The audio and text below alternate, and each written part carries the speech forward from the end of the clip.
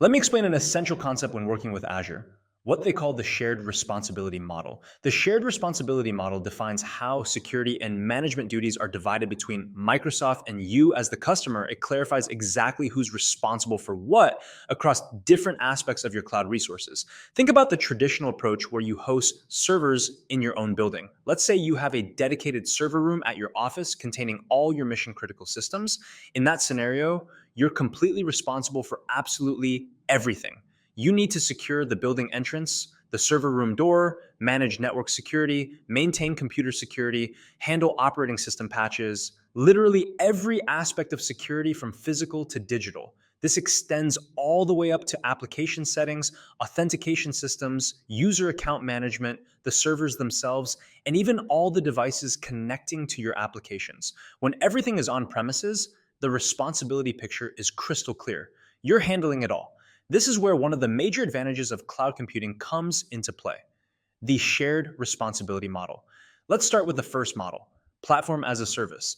In this model, you can transfer some of these responsibilities to a specialized provider like Microsoft Azure, who has the expertise and resources to handle them professionally. They invest heavily in security measures to protect both your data and the physical computing resources.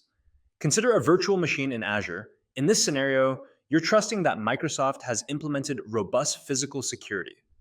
Things like secure perimeter fencing, access control systems with biometric authentication, and comprehensive building security. You're confident their network is hardened against intrusion attempts. You trust that the physical servers are properly secured in locked facilities with multiple security layers. These physical aspects are extremely difficult for most organizations to match on their own. However, and this is crucial, everything else remains your responsibility. You still need to manage your operating system, ensuring all security updates and patches are applied, whether you're running Windows or Linux. You can schedule these updates for convenient times, but ensuring they happen is still on you. All of your configuration elements, firewall rules, application settings, and everything higher in the stack, including applications, user management, device security, and data protection, those all remain entirely your responsibility. So when using a virtual machine in the cloud, you're really only shifting the physical infrastructure responsibilities to Microsoft while retaining everything else. Now, as you move up to what's called infrastructure as a service, or IaaS, an example would be an Azure App Service, that layer of abstraction I mentioned above virtual machines. You begin sharing more responsibilities with Microsoft beyond just physical security. In this model, you no longer have physical access to the server, which means you're also no longer responsible for the underlying operating system. Microsoft Azure now handles all operating system patching. You'll notice there's now shared responsibility for various elements like network configuration, firewall settings, authentication mechanisms, and certain application settings because of how the app service model is designed. You still maintain full responsibility for user identity management, credential security, controlling the devices that connect to your applications, protecting your application data, and the application code itself. So the app service model significantly reduces your management burden compared to handling everything yourself or even using virtual machines. We can move even higher in the abstraction chain to what's called software as a service, or SaaS.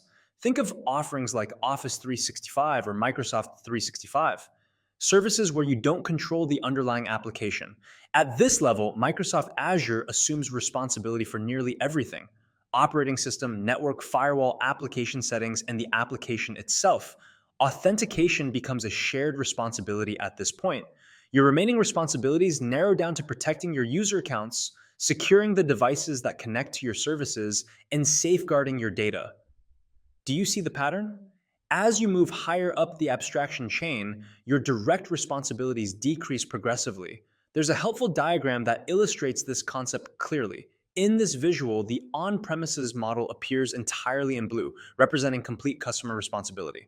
The IaaS model, infrastructure as a service with virtual machines, shows varying levels of responsibility division, with the PaaS model, platform as a service, including web apps, app services, and SQL databases.